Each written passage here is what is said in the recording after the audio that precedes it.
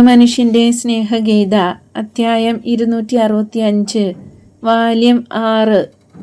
മിശിഹ ഈശോ തന്നെയാണോ എന്ന് ചോദിക്കാൻ സ്നാപകൻ തൻ്റെ ശിഷ്യരെ ഈശോയുടെ പക്കലേക്ക് അയക്കുന്നു. ഈശോയും മത്തായിയും കൂടെ ഇരിക്കുന്നത് ഞാൻ കാണുന്നു. മത്തായിയുടെ കാലിൽ മുറിവേറ്റതിനാൽ മറ്റുള്ളവരുടെ കൂടെ പ്രസംഗിക്കുവാൻ പോയില്ല. രോഗികളും സുവിശേഷ സത്യങ്ങൾ ശ്രവിക്കുവാൻ താൽപര്യരുമായ ആളുകൾ ഈശോയെ ശ്രവിക്കുന്നതിനും അവൻ്റെ സഹായങ്ങൾ ലഭിക്കുന്നതിനുമായി മട്ടുപ്പാവിലും അടുക്കളത്തോട്ടത്തിൽ സൗകര്യമുള്ള സ്ഥലങ്ങളിലും തടിച്ചുകൂടിയിട്ടുണ്ട്. ഈശോ പ്രസംഗം ഇങ്ങനെയാണ് അവസാനിപ്പിക്കുന്നത്. നമ്മൾ ഒരുമിച്ച് സോളമൻ്റെ ആ വലിയ വാക്യത്തെക്കുറിച്ച് ധ്യാനിച്ചു.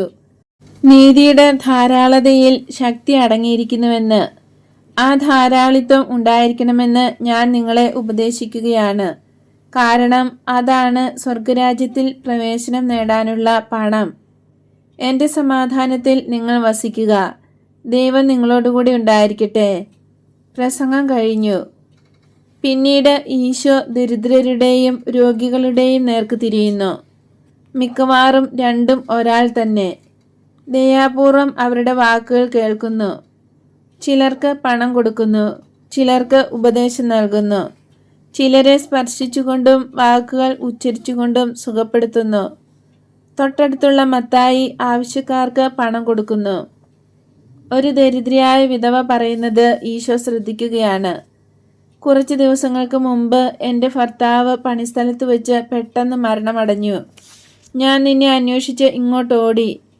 ഞാൻ കഠിന ഹൃദയയാണെന്ന് പറഞ്ഞ് ഭർത്താവിൻ്റെ ബന്ധുക്കൾ എന്നെ കുറ്റപ്പെടുത്തി ശപിച്ചുകൊണ്ടിരുന്നു.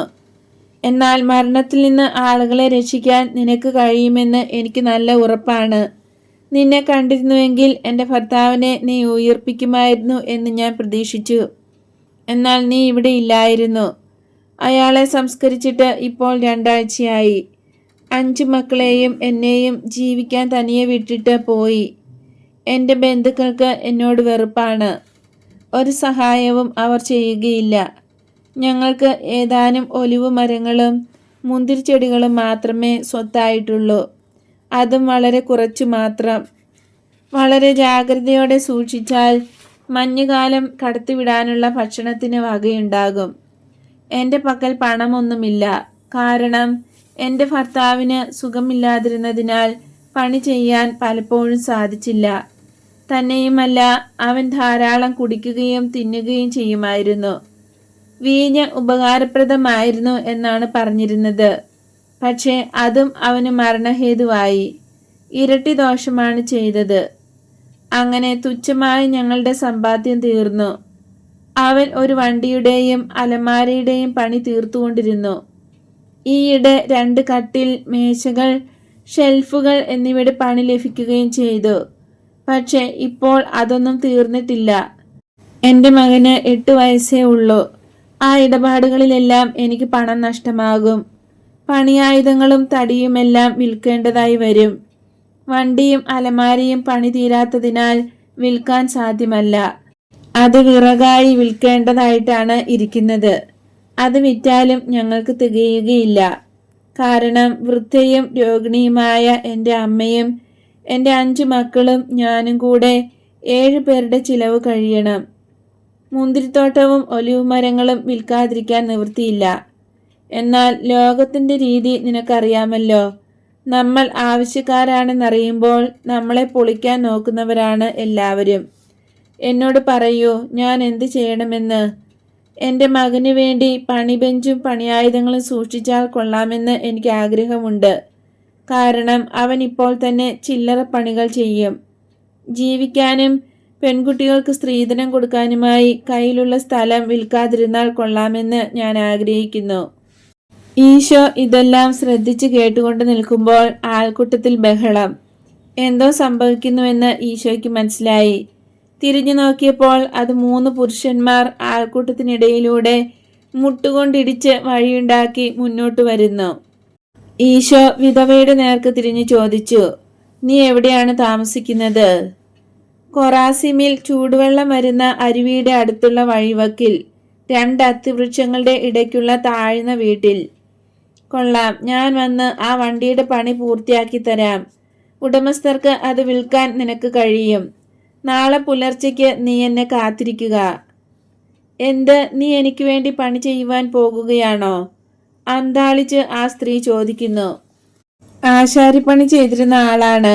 ആ ജോലി വീണ്ടും ഒന്ന് ചെയ്ത് നിനക്ക് സമാധാനം നൽകാം.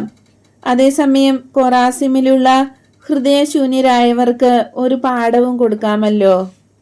അതെ, അവർ ഹൃദയശൂന്യരാണ്.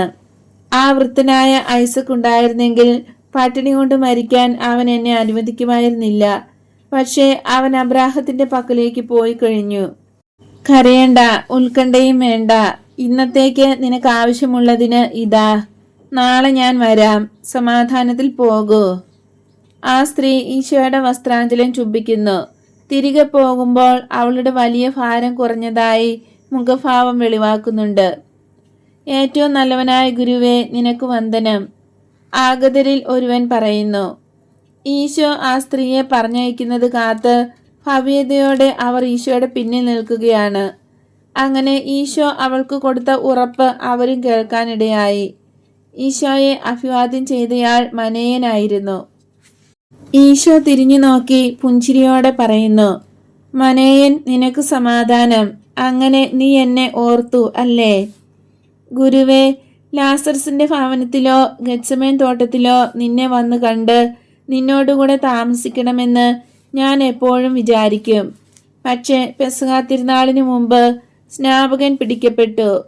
ഗൂഢാലോചനയുടെ ഫലമായിട്ടാണ് അവൻ വീണ്ടും പിടിക്കപ്പെട്ടത്. തിരുനാളിന് ഹേരോദോസ് ജെറുസലേമിൽ വന്നിരിക്കുന്ന അവസരത്തിൽ അവനില്ലാത്ത തക്കത്തിന് ഒരു പുണ്യപുരുഷനെ വധിക്കാൻ ഹേരോദ്യ ഉത്തരവിട്ടുവെന്ന് ഞാൻ കരുതുന്നു. അവൾക്ക് സുഖമില്ലെന്ന് പറഞ്ഞ് തിരുനാളിന് അവൾ സിയോനിലേക്ക് പോകുന്നില്ല. അവൾക്ക് സുഖമില്ലെന്നുള്ളത് ശരിയാണ്. വിദ്വേഷത്തിൻ്റെയും കാമാസക്തിയുടെയും രോഗം. സാഹചര്യം നിയന്ത്രിക്കുന്നതിനും സ്വന്തം കൈകൊണ്ട് തന്നെ കൊല്ലുന്നതിന് കഴിവുള്ള ആ ദുഷ്ട സ്ത്രീയെ തടയുന്നതിനുമായി ഞാൻ മക്കേരൂസിലായിരുന്നു. അവൾ അത് ചെയ്യാത്തത് ഹേറോദേസിന്റെ പ്രീതി നഷ്ടപ്പെടുമെന്ന് ഭയന്നിട്ട് മാത്രമാണ്. ഹേറോദേസ് സ്നാപകനെ തടവിൽ പാർപ്പിക്കുക മാത്രമേ ചെയ്യൂ. കാരണം ഒന്നുകിൽ അവന് ഭയമാണ്, അല്ലെങ്കിൽ സ്നാപകനെ അവന് വിശ്വാസമാണ്. അതിനാൽ അവനെ രക്ഷിക്കണമെന്ന് ആഗ്രഹിക്കുന്നു. മക്കേരൂസിലെ കഠിനമായ ചൂടിൽ നിന്ന് രക്ഷപ്പെടാൻ അവൾ സ്വന്തം കൊട്ടാരത്തിലേക്ക് പോയിരിക്കുകയാണ്. അതിനാൽ എൻ്റെ സ്നേഹിതരും യോഹന്നാന്റെ ശിഷ്യരുമായ ഇവരെയും കൂട്ടിക്കൊണ്ട് ഞാൻ വന്നിരിക്കുന്നു. നിന്നോട് പല കാര്യങ്ങളും ചോദിക്കാനായിട്ടാണ് സ്നാപകൻ ഇവരെ അയച്ചിരിക്കുന്നത്. ഞാനും അവരോടുകൂടെ വന്നു എന്നേ ഉള്ളൂ.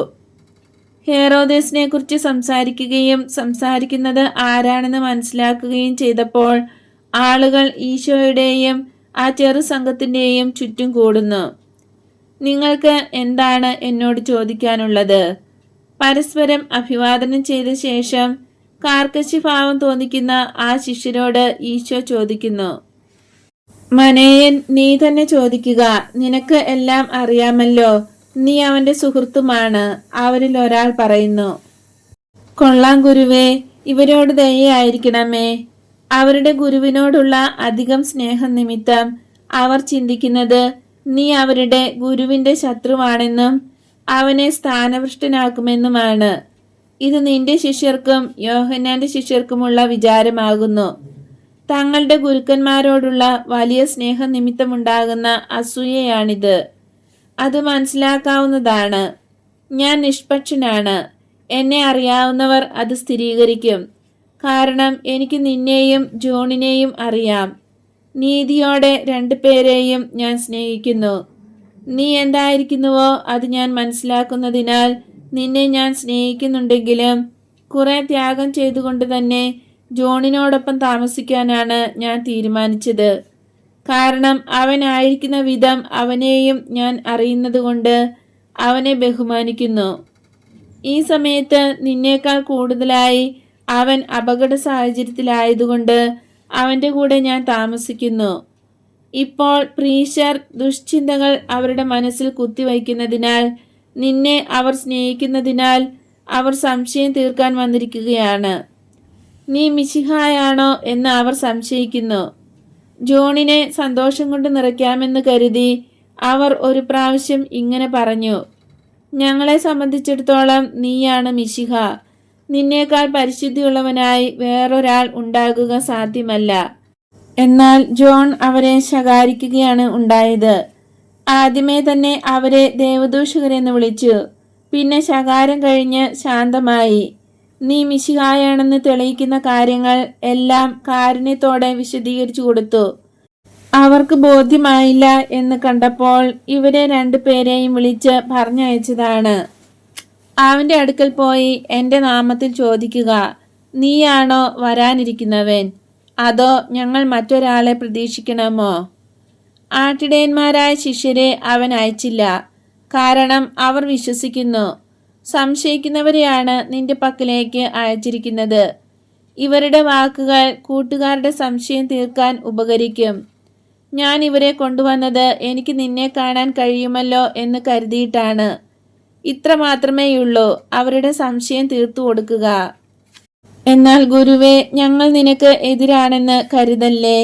മനേന്റെ വാക്കുകൾ നിമിത്തം നീ അങ്ങനെ ചിന്തിക്കാൻ പാടുണ്ട്. വർഷങ്ങളായി ഞങ്ങൾ സ്നാപകനെ അറിയുന്നു. അവൻ പരിശുദ്ധനും താപസനും ദൈവിക വെളിപാടുള്ളവനുമാണ്. മറ്റുള്ളവരുടെ വാക്കുകളിൽ നിന്ന് മാത്രമേ നിന്നെ ഞങ്ങൾ അറിയുന്നുള്ളൂ. നീ മനുഷ്യരുടെ വാക്കുകൾക്ക് എന്ത് വിലയുണ്ടാകുമെന്ന് നിനക്കറിയാമല്ലോ. മേഘങ്ങൾ ഉണ്ടാകുകയും കാറ്റിൽ അവ ഇല്ലാതാവുകയും ചെയ്യുന്നത് പോലെ അവർ പ്രസിദ്ധിയും സ്തുതിയും കെട്ടിപ്പടുക്കുകയും നശിപ്പിക്കുകയും ചെയ്യുന്നു. എനിക്കറിയാം, ഞാൻ നിങ്ങളുടെ ഉള്ളറിയുന്നു. ആ വിധവയുമായി ഞാൻ നടത്തിയ സംഭാഷണം പോലെ നിങ്ങളുടെ ചുറ്റുപാടുമുള്ള സത്യം നിങ്ങൾക്ക് വായിക്കുവാൻ കഴിയും. നിങ്ങളെ ബോധ്യപ്പെടുത്താൻ അത് മതി. എന്നാലും ഞാൻ നിങ്ങളോട് പറയുന്നു, എൻ്റെ ചുറ്റുമുള്ളവരെ നിങ്ങൾ നോക്കുക. ഇവിടെ ധനികരോ ആനന്ദതുന്തിലരോ ഉതപ്പ് കൊടുക്കുന്നവരോ ഒന്നുമില്ല. പാവപ്പെട്ടവരും രോഗികളും എന്നാൽ സത്യസന്ധരും ദൈവവചനം കേൾക്കാൻ തൽപരരുമായ ഇസ്രായേൽക്കാരാണുള്ളത്. ഈ മനുഷ്യൻ, ഈ സ്ത്രീ, ആ പെൺകുട്ടി, ആ വൃദ്ധൻ എല്ലാവരും ഇവിടെ വന്നപ്പോൾ രോഗികളായിരുന്നു. ഇപ്പോൾ എല്ലാവരും ആരോഗ്യമുള്ളവരാണ്. അവർക്ക് എന്തു കുഴപ്പമാണ് ഉണ്ടായിരുന്നതെന്ന് അവരോട് ചോദിക്കുക. അവരെ ഞാൻ എപ്പോൾ എങ്ങനെ സുഖപ്പെടുത്തിയെന്നും ഇപ്പോൾ അവരുടെ അനുഭവം എന്താണെന്നും ചോദിച്ചറിയുക. ആ സമയത്ത് ഞാൻ മനേനോട് അല്പം സംസാരിക്കട്ടെ. ഈശോ പോകുവാൻ തുടങ്ങി. ഇല്ല ഗുരുവേ, ഞങ്ങൾ നിന്റെ വാക്ക് സംശയിക്കില്ല. യോഹന്നാന് കൊടുക്കുവാൻ നീ ഞങ്ങൾക്ക് ഒരു മറുപടി നൽകുക. ഞങ്ങൾ ഇവിടെ വന്നെന്ന് അറിയുകയും അതിൻ്റെ അടിസ്ഥാനത്തിൽ ഞങ്ങളുടെ കൂട്ടുകാരെ ബോധ്യപ്പെടുത്തുകയും ചെയ്യട്ടെ. പോയി ഇപ്രകാരം യോഹന്നാനോട് പറയുക, ചെകിടർ കേൾക്കുന്നു. ഈ പെൺകുട്ടി ബധിരയും മൂകയുമായിരുന്നു. മൂകർ സംസാരിക്കുന്നു. ആ മനുഷ്യൻ ജന്മനാ മൂകനായിരുന്നു. അന്ധർ കാണുന്നു. മനുഷ്യ, ഇവിടെ വരിക. നിനക്കുണ്ടായിരുന്ന തകരാർ എന്തായിരുന്നുവെന്ന് ആ ആളുകളോട് പറയുക. അത്ഭുതപരമായി സുഖം പ്രാപിച്ച ഒരു മനുഷ്യന്റെ കൈക്ക് പിടിച്ചുകൊണ്ട് ഈശോ പറഞ്ഞു. ആ മനുഷ്യൻ പറയുന്നു, ഞാൻ ഒരു മേസ്തിരിയാണ്. ഒരിക്കൽ ഒരു ചട്ടി കുമ്മായം കൂട്ടിയത് എൻ്റെ മുഖത്ത് വീഴാനിടയായി. എൻ്റെ കണ്ണ് രണ്ട് പൊള്ളിപ്പോയി. ഞാൻ അന്ധകാരത്തിൽ 4 വർഷം ജീവിച്ചു. മിശിഹ അവൻ്റെ തുപ്പൽ കൊണ്ട് എൻ്റെ കണ്ണ് നനച്ചു. 20 വയസ്സിൽ എനിക്കുണ്ടായിരുന്നതിനേക്കാൾ തെളിവുള്ള കാഴ്ച ഇപ്പോൾ എനിക്കുണ്ട്. ഈശോ തുടർന്നു, സുഖം പ്രാപിച്ച അന്ധർ, ബധിരർ, മൂകർ എന്നിവരോട് കൂടെ മുടന്തർ നടക്കുന്നു, വികലാംഗർ ഓടുന്നു. അങ്ങ് നിൽക്കുന്ന ആ വൃദ്ധൻ അല്പസമയം മുമ്പ് വരെ കൂനനായിരുന്നു.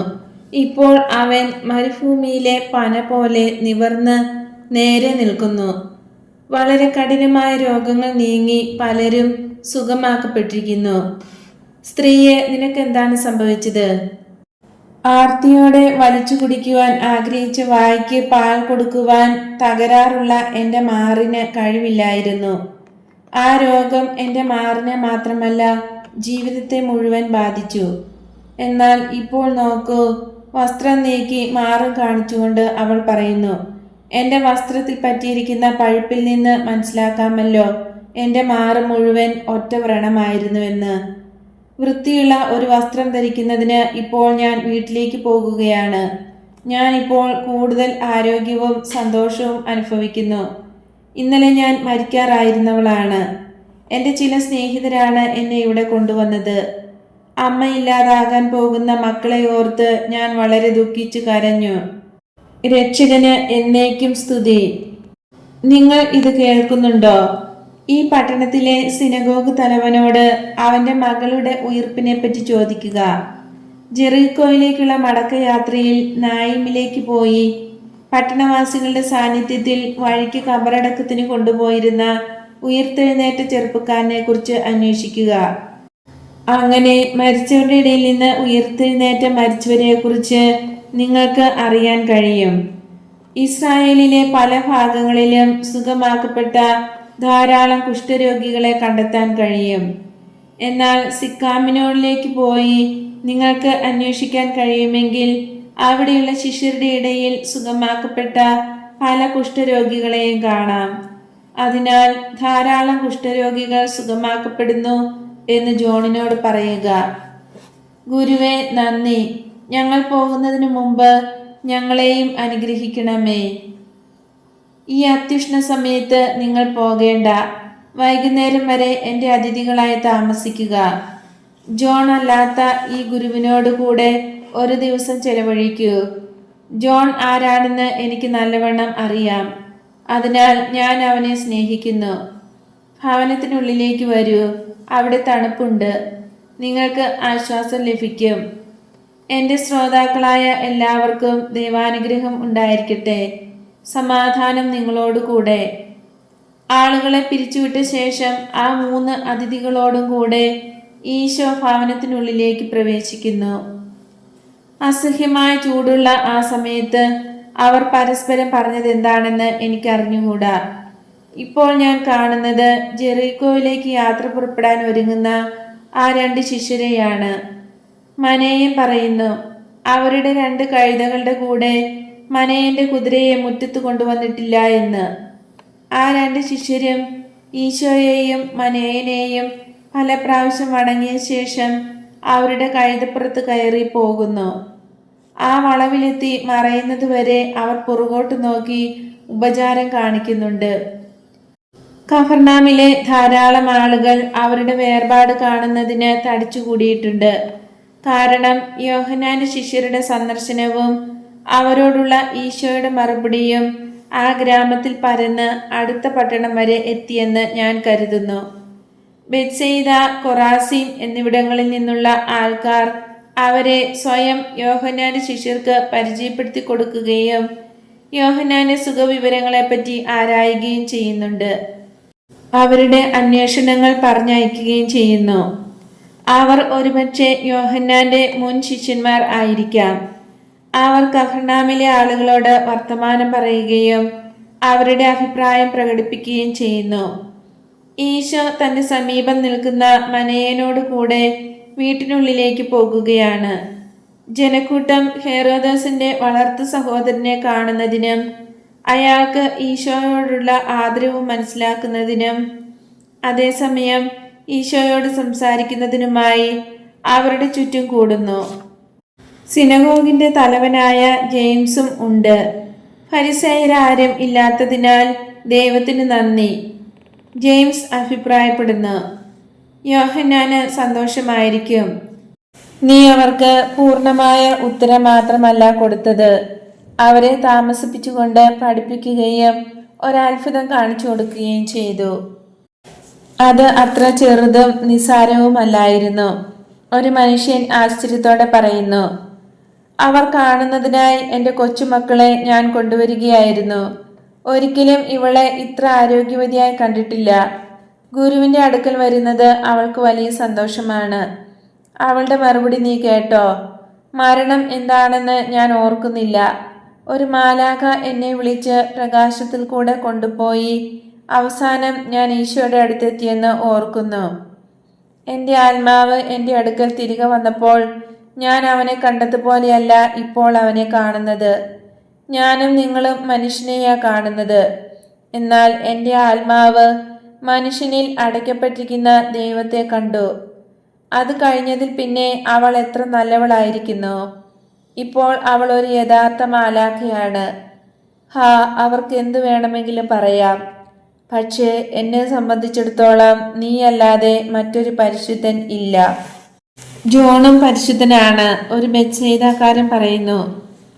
അതെ, പക്ഷേ അവൻ വളരെ കാർക്കശ്യക്കാരനാ.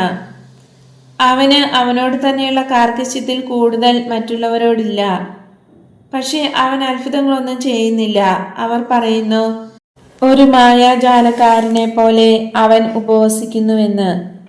എന്നാലും അവൻ ഒരു വിശുദ്ധനാണ്. ഇങ്ങനെ ഒരു തർക്കം സമൂഹത്തിൽ പടരുന്നു. ഈശോ സാധാരണ ചെയ്യാറുള്ളത് പോലെ കൈകൾ ഉയർത്തി മൗനം പാലിക്കാൻ ജനത്തോട് ആവശ്യപ്പെടുന്നു. ജനക്കൂട്ടം ഉടനടി നിശബ്ദമായി. ഈശോ പറയുന്നു, ജോണും പരിശുദ്ധനും വലിയവനുമാണ്. അവന്റെ പെരുമാറ്റമോ അത്ഭുതങ്ങളുടെ അഭാവമോ നിങ്ങൾ പരിഗണിക്കരുത്. ഞാൻ നിങ്ങളോട് പറയുന്നു, ദൈവരാജ്യത്തിൽ അവൻ വലിയവനാണ്. അവൻ പ്രതാപത്തോടുകൂടെ അവിടെ പ്രത്യക്ഷനാകും. അവൻ വളരെ പരുഷമായും കാർക്കശ്യത്തോടും പെരുമാറുന്നു എന്നും ഇപ്പോൾ അങ്ങനെ തന്നെയാണെന്നും ചിലർ പരാതിപ്പെടുന്നുണ്ട്. ഞാൻ നിങ്ങളോട് പറയുന്നു, അവൻ കർത്താവിന് വഴി ഒരുക്കുന്നതിനായി ഒരു രാക്ഷസനെ പോലെ പ്രവർത്തിച്ചുവെന്ന്. അങ്ങനെ പ്രവർത്തിക്കുന്ന ഒരുവന് മൃദുലനായിരിക്കാൻ സമയമില്ല. അവൻ യോർദാനിൽ ആയിരുന്നപ്പോൾ ഏശയ്യായുടെ വാക്കുകൾ ആവർത്തിച്ചില്ലേ? അവനെപ്പറ്റിയും മിശിഹായെപ്പറ്റിയുമുള്ള പ്രവചനം, താഴ്വരകൾ നികത്തപ്പെടും, കുന്നുകളും മലകളും നിരപ്പാക്കും, ഉന്നതങ്ങൾ സമുദ്രങ്ങളാകട്ടെ, പർവ്വത ശിഖരങ്ങൾ താഴ്വരകളാകട്ടെ. കർത്താവിന് വഴികൾ ഒരുക്കുന്നതിനായി, എൻ്റെ വഴി ഒരുക്കുന്നതിനായി ഇസ്രായേലിലെ മറ്റെല്ലാവരെയേക്കാൾ കൂടുതലായി അവൻ ചെയ്തു. പർവ്വതങ്ങൾ നിരപ്പാക്കുകയും താഴ്വരകൾ നികത്തുകയും വഴികൾ നേരെയാക്കുകയും പർവ്വതാഗ്രങ്ങൾ സമതലങ്ങളാക്കുകയും ചെയ്യുന്നവന് പരുഷമായി മാത്രമേ പ്രവർത്തിക്കുവാൻ കഴിയൂ. കാരണം അവൻ മുന്നോടിയായിരുന്നു. എന്നേക്കാൾ ഏതാനും മാസങ്ങൾ മാത്രം മുമ്പെയാണ് അവൻ വന്നത്. ഇതെല്ലാം സൂര്യൻ അത്യുച്ചയിൽ എത്തുന്നതിന് മുമ്പ് ചെയ്യേണ്ടിയിരുന്നു. ഇതാണ് സമയം. സൂര്യൻ സിയോനെയും പിന്നിട്ട് ലോകം മുഴുവനെയും പ്രകാശിപ്പിക്കാൻ ഉദിച്ചു. അവന് വേണ്ട വിധത്തിൽ വഴിയൊരുക്കുകയാണ് ജോൺ ചെയ്യേണ്ടത്. വിജനപ്രദേശത്ത് നിങ്ങൾ എന്ത് കാണുവാൻ പോകുന്നു? കാറ്റ് തുലയുന്ന ഞാങ്ങണയോ? എന്ത് കാണാൻ പോയി? മൃദുല വസ്ത്രം ധരിച്ച ഒരുവനെയോ? എങ്കിൽ അവർ ജീവിക്കുന്നത് രാജകൊട്ടാരങ്ങളിലാണ്. ധാരാളം ഭൃത്യന്മാരാലും മുഖസ്തുതിക്കാരാലും ബഹുമാനിക്കപ്പെടുന്ന ഈ രാജാക്കന്മാർ തന്നെയും വേറെ ഏതെങ്കിലും ഒരു മനുഷ്യന്റെ സ്തുതി പാഠകരായിരിക്കും. ഇവിടെ ഒരുവനുണ്ട്. കൊട്ടാരത്തിലെ ജീവിതത്തോട് അവന് വെറുപ്പായിട്ടില്ലേ എന്ന് ചോദിക്കൂ. ഇടിമിന്നലേറ്റിട്ടും ഒരു ക്ഷതവും ഏൽക്കാതെ കിടക്കുന്ന പരുക്കൻ പാറയെ അവൻ വിലമതിച്ച് സ്നേഹിക്കുന്നില്ലേ എന്ന് ചോദിക്ക്. അതിന്മേൽ കന്മഴ പെയ്യുന്നു, അതിനെ നിലംപരിശാക്കാൻ കെട്ട കാറ്റുകൾ ആഞ്ഞടിക്കുന്നു. എന്നാൽ അത് ഉറച്ചു തന്നെ നിൽക്കുകയാണ്. അതിൻ്റെ ഉടൽ മുഴുവൻ ആകാശത്തിലേക്ക് തള്ളി നിർത്തി ഉയരങ്ങളുടെ ആനന്ദം പ്രഖ്യാപിക്കുകയും നേരെ മുകളിലേക്ക് പൊങ്ങി കൂർത്ത മുനയോടുകൂടെ തീജ്വാല പോലെ വിളങ്ങുകയും ചെയ്യുന്നു. ഇങ്ങനെയാണ് ജോൺ. മനയൻ അങ്ങനെയാണ്. അവനെ കാണുക. കാരണം ജീവിതത്തിൻ്റെയും മരണത്തിൻ്റെയും യാഥാർത്ഥ്യം അവൻ മനസ്സിലാക്കി. ബാഹ്യരൂപം അപരിഷ്കൃതമെങ്കിലും മഹത്വം എവിടെയാണുള്ളതെന്ന് ഗ്രഹിക്കുന്നുണ്ട്. ജോണിനെ കാണാൻ ചെന്നിട്ട് എന്താണ് നിങ്ങൾ കണ്ടത്? ഒരു പ്രവാചകനെയോ ഒരു വിശുദ്ധനെയോ? ഞാൻ പറയാം, ഒരു പ്രവാചകനേക്കാൾ വലിയവനാണ്, പല വിശുദ്ധന്മാരെക്കാൾ വലിയവനാണ്. കാരണം അവനെക്കുറിച്ചാണ് ഇങ്ങനെ എഴുതപ്പെട്ടിരിക്കുന്നത്. നോക്കൂ, നിനക്ക് മുമ്പേ നിന്റെ വഴി ഒരുക്കുവാനായി എൻ്റെ ദൂതനെ അയക്കും. ദൂതൻ ഇതെന്താണെന്ന് ചിന്തിക്കൂ. ദൂതന്മാർ പരിശുദ്ധമായ അരൂപികളാണെന്ന് നിങ്ങൾക്കറിയാമല്ലോ. അരൂപിയായ ദൈവത്തിൻ്റെ സാദൃശ്യത്തിലാണ് അവ സൃഷ്ടിക്കപ്പെട്ടിരിക്കുന്നത്. മനുഷ്യൻ്റെയും ദൈവത്തിൻ്റെയും ഇടയ്ക്ക് വച്ചിരിക്കുന്ന, തമ്മിൽ ബന്ധിക്കുന്ന ഒരു കണ്ണിയാണ് ദൈവദൂതൻ. ദൃശ്യവും പദാർത്ഥപരവുമായ സൃഷ്ടിയുടെ പൂർണ്ണത മനുഷ്യനിലാണ് ഉള്ളത്. സ്വർലോകത്തിൻ്റെയും മൃഗലോകത്തിൻ്റെയും സൃഷ്ടാവും സ്വർഗത്തിൻ്റെയും ഭൂമിയുടെയും പൂർണ്ണതയുമാണ് ദൈവം. ഏറ്റവും പരിശുദ്ധനായ മനുഷ്യനിൽ പോലും മാംസവും രക്തവും എപ്പോഴും ഉണ്ട്. അവൻ്റെയും ദൈവത്തിൻ്റെയും ഇടയ്ക്ക് ഒരു ഗർത്തം സൃഷ്ടിക്കുന്നു. പാപഭാരത്താൽ ഈ ഗർത്തം ഒന്നുകൂടെ താണു പോകുന്നു. പാപഭാരം മനുഷ്യനിലെ ആധ്യാത്മികതയെയും താഴേക്ക് അമർത്തുന്നു. തന്നിമിത്തം ദൈവം ദേവദൂതന്മാരെ സൃഷ്ടിച്ചു. സൃഷ്ടികളുടെ പദവിയിലെ ഏറ്റവും ഉന്നതിയിലുള്ളവർ അവരാണ്. ധാതുലവണങ്ങൾ അതിൻ്റെ ഏറ്റവും താണപടി. ഭൂമി നിർമ്മിച്ചിരിക്കുന്നത് ധാതുക്കളുടെ പൊടി കൊണ്ടാണ്. നിർജീവ വസ്തുക്കൾ പൊതുവിലും ധാതുക്കളുടെ ധൂളി കൊണ്ടാണ് നിർമ്മിച്ചിരിക്കുന്നത്. ദൈവത്തിന്റെ ചിന്തകളെ പ്രതിഫലിപ്പിക്കുന്ന തെളിവുള്ള കണ്ണാടികളാണ് ദേവദൂതന്മാർ. ഗ്രഹിക്കുന്നതിന് ഒരുക്കമുള്ളവർ, പ്രവർത്തന ചടുലതയുള്ളവർ, നമ്മെപ്പോലെ തന്നെ സ്വതന്ത്ര മനസ്സുള്ളവർ, സ്നേഹനിമിത്തം പ്രവർത്തനനിരതമായ സ്വന്തം മനസ്സുള്ള സജീവ അഗ്നിജ്വാലകളാണവർ. എന്നാൽ സമ്പൂർണ്ണ വിശുദ്ധിയുള്ള അവരുടെ മനസ്സ് പാപത്തിന്റെ എതിർപ്പിനെയും പാപത്തിലേക്കുള്ള പ്രേരണയെയും തീർത്ത് അവഗണിച്ച് തള്ളിക്കളയുന്നു. ദൈവത്തെ ആരാധിക്കുന്ന ദൂതന്മാർ ഇങ്ങനെയുള്ളവരാണ്. മനുഷ്യരുടെ പക്കലേക്ക് ദൈവം നിയോഗിച്ചിരിക്കുന്ന ദൂതന്മാർ നമ്മുടെ സംരക്ഷകർ, അവരുടെ മേൽ പ്രകാശിക്കുന്ന വെളിച്ചം നമുക്ക് തരുന്നവർ, ആരാധനയിൽ അവർ സംഭരിക്കുന്ന അഗ്നി നമുക്ക് നൽകുന്നവർ. പ്രവാചക വാക്കുകൾ ജോണിനെ ദേവദൂതൻ എന്ന് വിളിക്കുന്നു. ഞാനും നിങ്ങളോട് പറയുന്നു, സ്ത്രീകളിൽ നിന്ന് ജനിച്ചവരിൽ സ്നാപക ജോണിനേക്കാൾ ശ്രേഷ്ഠനായ ഒരുവനെ ഒരിക്കലും ആരും കണ്ടിട്ടില്ല. എങ്കിൽ തന്നെ ദൈവരാജ്യത്തിൽ ഏറ്റവും ചെറിയവൻ പോലും മനുഷ്യനായ ജോണിനേക്കാൾ വലിയവനായിരിക്കും. കാരണം സ്വർഗരാജ്യത്തിലുള്ള ഒരുവൻ ദൈവത്തിന്റെ പുത്രനാണ്, സ്ത്രീയുടേതല്ല. അതിനാൽ സ്വർഗരാജ്യത്തിലെ പൗരന്മാരായിരിക്കുവാൻ ശ്രമിക്കുക. നിങ്ങൾ പരസ്പരം എന്താണ് ചോദിക്കുന്നത്? ഞങ്ങൾ പറയുകയായിരുന്നു, ജോൺ ദൈവരാജ്യത്തിലുണ്ടായിരിക്കുമോ? അവൻ അവിടെ എങ്ങനെയായിരിക്കും അന്ന്? അരൂപിയിൽ അവൻ ഇപ്പോൾ തന്നെ അവിടെയാണ്.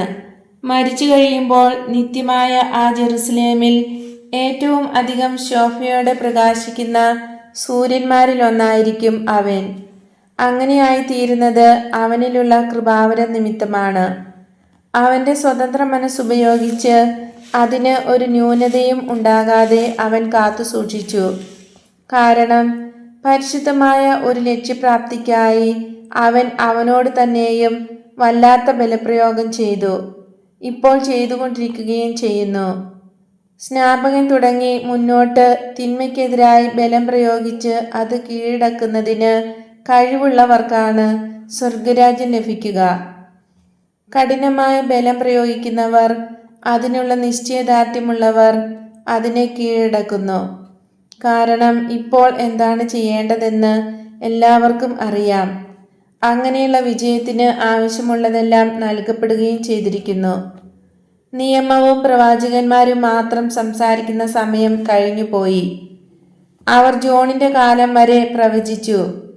ഇപ്പോൾ ദൈവത്തിന്റെ വചനം തന്നെ സംസാരിക്കുന്നു. ഈ കീഴടക്കലിന് അറിഞ്ഞിരിക്കേണ്ട കാര്യങ്ങൾ അണുപോലും അവൻ മറച്ചു വയ്ക്കുന്നില്ല. അങ്ങനെ നിങ്ങൾ എന്നെ വിശ്വസിക്കുന്നുവെങ്കിൽ വരാനിരിക്കുന്ന ഏലിയായായി അവനെ, ജോണിനെ നിങ്ങൾ കാണണം. ചെവിയുള്ളവൻ കേൾക്കട്ടെ. ഈ തലമുറയെ എങ്ങനെയാണ് ഞാൻ വിവരിക്കേണ്ടത്? ചന്തസ്ഥലത്തിരുന്ന് കുട്ടികൾ അവരുടെ കൂട്ടുകാരോട് പറയുന്ന പോലെയാണ് ഈ ജനം. ഞങ്ങൾ നിങ്ങൾക്ക് വേണ്ടി കുഴലൂതി, നിങ്ങൾ നൃത്തം വച്ചില്ല. ഞങ്ങൾ വിലാപഗാനം പാടി, നിങ്ങൾ വിലപിച്ചില്ല. ജോൺ വന്നു, അവൻ ഭക്ഷിക്കുകയോ പാനം ചെയ്യുകയോ ചെയ്തില്ല. ഈ തലമുറ പറയുന്നു, അവന് അത് ചെയ്യുവാൻ കഴിയും, കാരണം അവനിൽ പിശാചുണ്ട്. മനുഷ്യപുത്രൻ വന്നു, ഭക്ഷിക്കുന്നവനും പാനം ചെയ്യുന്നവനുമായി. അവർ പറയുന്നു, ഇതാ ഇവിടെ ഒരു കൊതിയനും മദ്യപാനിയും പാപികളുടെയും ചുങ്കക്കാരുടെയും സ്നേഹിതൻ. അങ്ങനെ ജ്ഞാനത്തിന്റെ കുട്ടികൾ അവളോട് നീതിയോടെ വർത്തിക്കുന്നു. ഞാൻ ഗൗരവമായി പറയുന്നു, സത്യം വിവേചിച്ചറിയാൻ കുട്ടികൾക്ക് മാത്രമേ കഴിയൂ, കാരണം അവരിൽ കളങ്കമില്ല. ഗുരുവേ, നീ പറഞ്ഞത് ശരിയാണ്. സിനഗോഗിന്റെ തലവൻ പറയുന്നു. അതുകൊണ്ടാണ് ഞങ്ങൾക്ക് കാണാൻ കഴിയാത്ത വിധത്തിൽ എൻ്റെ പുത്രിക്ക് നിന്നെ കാണാൻ കഴിയുന്നത്. ഈ പട്ടണവും ഇതിൻ്റെ അയൽപട്ടണങ്ങളും നിന്റെ ശക്തിയും കരുണയും ജ്ഞാനവും കൊണ്ട് നിറഞ്ഞു കവിഞ്ഞ് ഒഴുകുന്നു. എന്നിരുന്നാലും നിന്നോടുള്ള ദുഷ്ടതയിലാണ് അവൻ വളരുന്നതെന്ന് സമ്മതിക്കാതിരിക്കാൻ എനിക്ക് നിവൃത്തിയില്ല. അവരുടെ വഴികൾ അവർ നേരെയാക്കുകയില്ല. അവർക്ക് നീ ചെയ്യുന്ന നന്മ നിന്നോടുള്ള വിരോധമായി പുളിച്ചു പൊങ്ങുകയാണ്. ജെയിംസെ, നീ എന്താണ് ഈ പറയുന്നത്? നീ ഞങ്ങളെക്കുറിച്ച് അപവാദം പറയുന്നോ? ക്രിസ്തുവിനോട് വിശ്വസ്തരായതുകൊണ്ടാണ് ഞങ്ങൾ ഇവിടെ വന്നിരിക്കുന്നത്, ഒരു ബെത്സയിദാക്കാരൻ പറയുന്നു. അതെ, ശരി, നമ്മൾ വിശ്വസ്തരാണ്. എന്നാൽ നമ്മൾ എത്ര പേരുണ്ട്? ഒരു 100 പോലും തികയുകയില്ല. 3 പട്ടണത്തിലുമുള്ള ജനം മുഴുവൻ ഈശോയുടെ പാദത്തിങ്കലായിരിക്കേണ്ടതാണ്. അവിടെ വരാതിരുന്നവരിൽ ഞാൻ പുരുഷന്മാരെക്കുറിച്ച് മാത്രമാണ് പറയുന്നത്. പകുതി പേർക്കും വിരോധമാണ്. 4 ഭാഗത്തിന് നിസ്സംഗതയാണ്. ശേഷമുള്ളവർക്ക് വരാൻ നിവൃത്തിയില്ല എന്ന് ഞാൻ സമ്മതിക്കുന്നു. ഇത് ദൈവതൃക്കണ്ണുകളിൽ ഒരു പാപമല്ലേ? ഇതുപോലുള്ള വിരോധവും കാഠിന്യവും തിന്മ ചെയ്യുന്നതിനുള്ള ശാഠ്യവും ശിക്ഷിക്കപ്പെടാതിരിക്കുമോ? ഗുരുവേ, പറയൂ. കാരണം നിനക്കറിയാം, സംസാരിക്കാത്തത് നിനക്കറിഞ്ഞുകൂടാത്തത് കൊണ്ടല്ല, നിന്റെ കാരുണ്യം കൊണ്ട് മാത്രമാണ്. ആ കാരുണ്യത്തെ ബലഹീനതയായും അജ്ഞതയായും തെറ്റിദ്ധരിക്കുന്നു. അതിനാൽ സംസാരിക്കൂ. നിസ്സംഗ മനോഭാവക്കാരെയെങ്കിലും അത് ഇളക്കട്ടെ. ദുഷ്ടന്മാർ അനുസരിക്കുകയില്ല. അവർ ദുഷ്ടതയിൽ കൂടുതൽ കൂടുതൽ വളരുകയേ ഉള്ളൂ. ശരിയാണ്, അത് പാപമാണ്. അതിന് ശിക്ഷയുണ്ടാകും. കാരണം ദൈവദാനത്തെ നിന്ദിക്കുകയോ തിന്മ ചെയ്യാൻ ഉപയോഗപ്പെടുത്തുകയോ ചെയ്യാൻ പാടുള്ളതല്ല. കൊറാസീം, നിനക്ക് ദുരിതം. ബെത്സയിദ, നിനക്ക് ദുരിതം.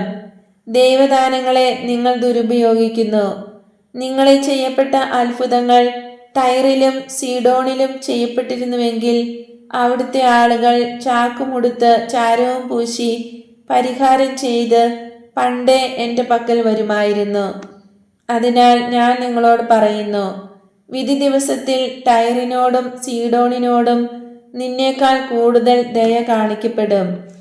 കഫർനാമേ, എനിക്ക് ആതിഥ്യം നൽകിയതിനാൽ നീ വാനോളം ഉയർത്തപ്പെടുമെന്ന് നീ കരുതുന്നുവോ? നീ നരകത്തിലേക്ക് താഴും. കാരണം നിന്നിൽ ഞാൻ ചെയ്ത അത്ഭുതങ്ങൾ സോദോമിൽ ഞാൻ ചെയ്തിരുന്നുവെങ്കിൽ അവർ എന്നെ വിശ്വസിച്ച് ജീവിതത്തിൽ മാറ്റം വരുത്തുകയും അങ്ങനെ ഇപ്പോഴും അവ പ്രശസ്തിയോടെ നിൽക്കുകയും ചെയ്യുമായിരുന്നു. അതിനാൽ വിധി ദിവസത്തിൽ സോദോമിനോട് കൂടുതൽ കാരുണ്യം കാണിക്കും. കാരണം അവർക്ക് രക്ഷകനെയോ അവന്റെ വാക്കുകളെയോ അറിയാൻ കഴിഞ്ഞില്ല. അതിനാൽ അവരുടെ പാപം നിന്റേതുപോലെ അത്രയും ഗൗരവമല്ല. നീ മിശിഹായെ അറിഞ്ഞു, അവന്റെ വാക്കുകൾ കേട്ടു, എങ്കിലും നിന്റെ വഴികൾ നീ നന്നാക്കിയില്ല.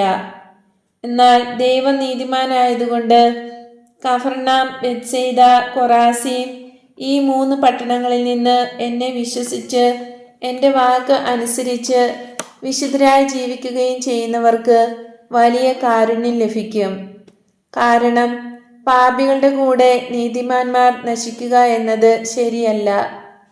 ജെയിംസെ, നിന്റെ മകളും സൈമണിന്റെ മകളും സക്കറിയാസിന്റെ മകനും ബെഞ്ചമിന്റെ പൗത്രരും ദൈവത്തെ ഇപ്പോൾ തന്നെ കാണുന്നുണ്ട്. കാരണം അവരിൽ മാലിന്യമില്ല. അവരുടെ വിശ്വാസം എത്ര പരിശുദ്ധവും സജീവവുമാണെന്ന് നിങ്ങൾ തന്നെ കാണുന്നുണ്ടല്ലോ. പ്രായപൂർത്തിയായ ആളുകൾക്കില്ലാത്ത ദൈവിക ജ്ഞാനവും സ്നേഹിക്കാനുള്ള തീക്ഷ്ണതയും കുട്ടികൾക്കുണ്ട്. അസ്തമയ സമയമായി. ഇരുട്ട് കൂടിക്കൂടി വരുന്ന ആകാശത്തേക്ക് നോക്കിക്കൊണ്ട് ഈശോ ഉയർന്ന സ്വരത്തിൽ പ്രാർത്ഥിക്കുന്നു. സ്വർഗത്തിന്റെയും ഭൂമിയുടെയും പിതാവേ, ഇക്കാര്യങ്ങളെല്ലാം ജ്ഞാനവും പഠനവും ഉള്ളവരിൽ നിന്ന് മറിച്ച് എളിയവർക്ക് വെളിപ്പെടുത്തിയതിന് അങ്ങേക്ക് ഞാൻ നന്ദി പറയുന്നു. കാരണം അതാണ് അവിടുന്ന് ഇഷ്ടപ്പെടുന്നത്. എല്ലാം എൻ്റെ പിതാവ് എന്നെ ഏൽപ്പിച്ചിരിക്കുന്നു. പുത്രനല്ലാതെ ആരും അവനെ അറിയുന്നില്ല. പുത്രൻ ആർക്ക് വെളിപ്പെടുത്തുന്നുവോ അവരും അറിയുന്നു. ഞാൻ അവയെ ചെറിയവർക്ക്, എളിയവർക്ക്, പരിശുദ്ധരായവർക്ക് വെളിപ്പെടുത്തിയിട്ടുണ്ട്. കാരണം ദൈവം തന്നെ തന്നെ അവർക്കാണ് നൽകുന്നത്. കളകളില്ലാത്ത നല്ല മണ്ണിൽ വിത്ത് താഴുന്നതുപോലെ സത്യം അവരുടെ മേൽ ഇറങ്ങുകയും അത് വേര് പിടിച്ച് വളരുന്നതിന് പിതാവ് തന്റെ പ്രകാശം അതിന്മേൽ വർഷിക്കുകയും ചെയ്യുന്നു. സത്യമായും പിതാവ് പ്രായത്തിലോ മനസ്ഥിതിയിലോ കുട്ടികളായവരുടെ ആത്മാവിനെ ഒരുക്കുന്നു. അവൻ സത്യം അറിയുന്നതിനും അവരുടെ വിശ്വാസത്തെ പ്രതി ഞാൻ സന്തോഷിക്കുന്നതിനുമായി പിതാവ് അങ്ങനെ ചെയ്യുന്നു.